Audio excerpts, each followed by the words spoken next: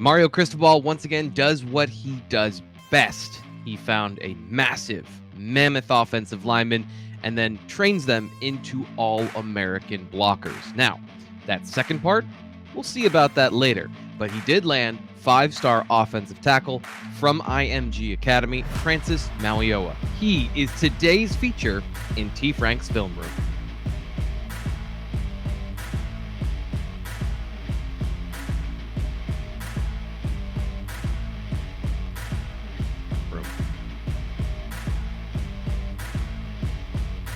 Welcome to T. Frank's Film Room. I'm your host, Thomas Frank Carr. Make sure you subscribe to canesports.com. Here on YouTube, we'll be doing a lot of great content now that we're part of the On3 network.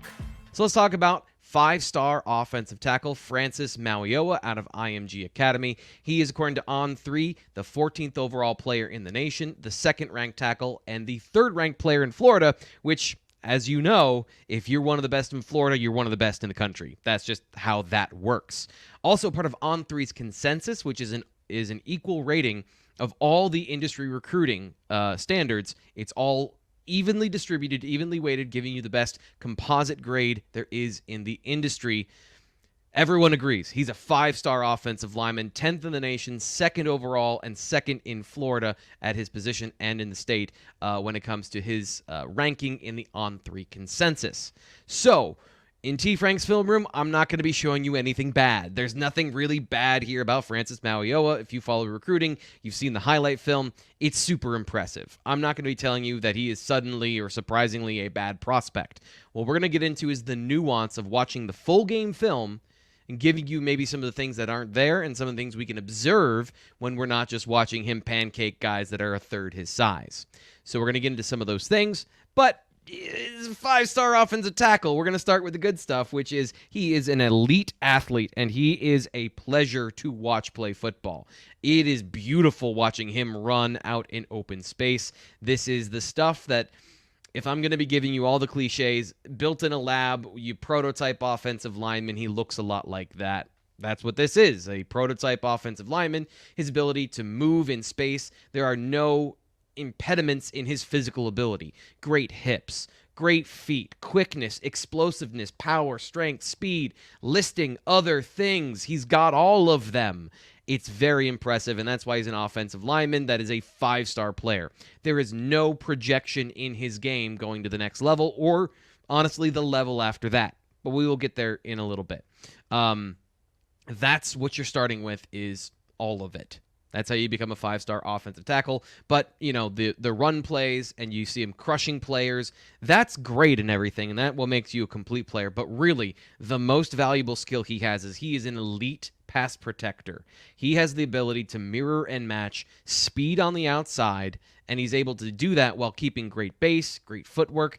Again, he goes to IMG, so you know he's really well coached. But even with that, quickness, quiet feet, great base, sometimes speed gets to him, but not more than once a game. It's not a consistent problem. And I love his intelligence when there's blitzes, there's combos. He's able to, keep a post inside and help with the guard, but also get to his assignment. I've seen him block 2 players on one play because he's helping out for either an overload or a mistake. It's not just the physical skills, it's the mental skills as a pass protector, communication along the offensive line. The only thing is, weirdly, sometimes he's late off the snap. Like, he just takes a beat and is late off the snap. But that's a minor thing, compared to being really good at football. The other part of that, when it comes to pass protection, is that he's able to anchor and he's able to play against power and speed. And he goes up against some of the best players in the country on a routine basis. So this is tested. This is a skill that's going to translate to the next level. And I think translate immediately. His hands are good. He doesn't make a lot of mistakes when it comes to lunging or being too aggressive in pass protection. He's got a nice, patient stance, keeps himself upright once contacted. I like it. I like it. Now, let's get into some of the things where maybe there's some improvement or there is a couple of quirks we can find when watching the film. And again, these aren't going to be anything that's bad or prohibiting him from being, I think, great at the next level, but they are descriptive of what he is as a player and a part of his profile. So the main thing here that I've seen is we don't have the official numbers on this, but his arms, when he does lose, he seems to lunge at players in space, or he tends to lose initial contact because I don't think he has long, elite tackle length arms for the college level or especially the NFL. Now, that doesn't mean he can't play tackle in college, and again, we'll make a decision here at the end, but you see, even in space, if he plays against players with equal length that see him coming, he still makes plays, but you see him dip his head at contact. Here he ends up on the ground because he's not able to latch on and engage against players, but again, they're retreating. You see just that dip of the head, reaching out a little bit. It gets him off balance a little bit, and he does when he does struggle against speed and guys that can dip and bend the edge. Going against players at the next level with elite level talent, and again, elite level college talent, guys that are going to be other future first-round picks, I do think he will struggle against speed at that point, but that's 5 or 6 players that he's going to face over the next couple of years. That is the only area I would say where I'd be concerned about him pass protecting at the college level, and you can make up for that in other ways. But the length, I do think that is a part of his profile where he is lunging, he's coming out over his toes, and there's 2 reasons you lunge. One, you're not athletic enough to get to the point of attack. That's not happening here. He's not overweight. He's not a player that needs to, condition himself to be able to reach the target. And he does so violently, quickly, with great balance. It's just that when he gets there, either the other player's won contact or they've retreated and he has to lunge and dip his head a little bit. Now, you can make up for that in a couple of different ways, but one of the things that he does that I think compounds this issue right now that he can immediately fix is just more consistent hand placement. And that's an area where, if there is a part of his game I don't think is really up to the level you expect from a 5-star, he does throw his hands wide pretty routinely. You see here, the defensive end gets his hands inside, wins that engagement, he's able to keep the edge, and then here you see he's fighting on that inside hand, but the outside hand clearly is lost, and he's trying to regain position. On this play, the defensive tackle wins the initial contact, but then stands straight up, so he's not doing a great job.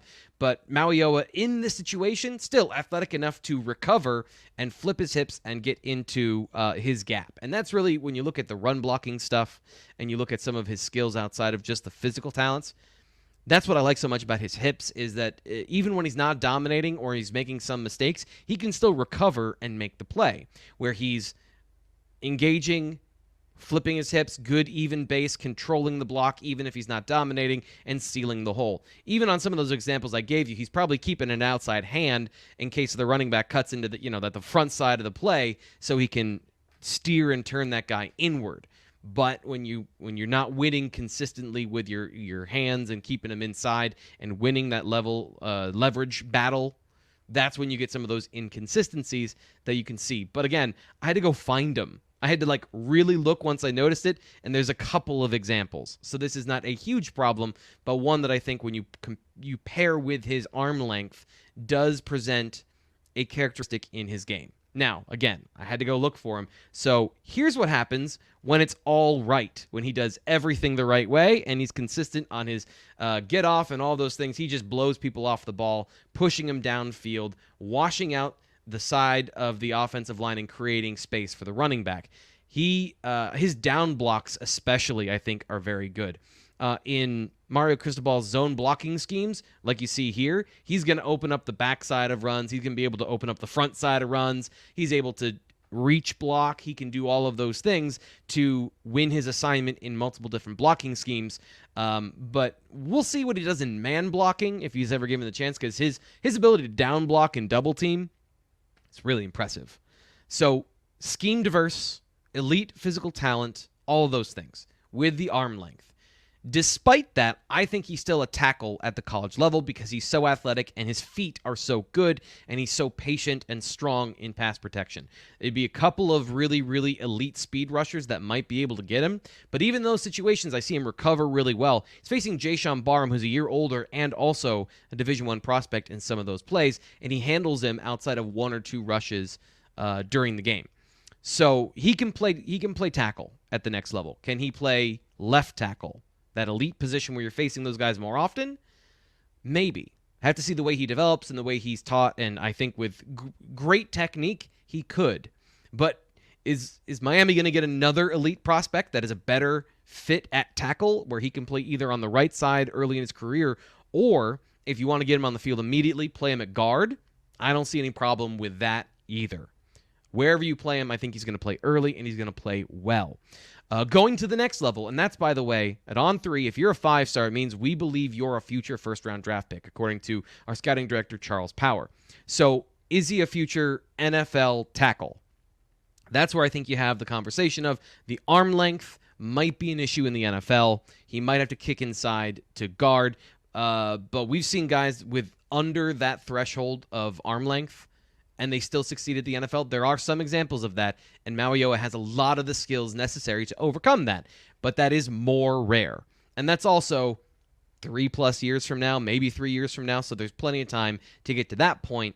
We'll see how all of that develops, but at the next level, a very good offensive lineman, a potential future All-American at either tackle or on the interior, depending on how Mario Cristobal and his staff want to deploy Francis Mauigoa. So, immediate returns for the Hurricanes with their new head coach and with their new future with this particular organization. A great start in the class of 2023. That'll do it today for Francis Mauigoa's Film Room and T. Frank's Film Room. Make sure you subscribe here to canesports.com on YouTube.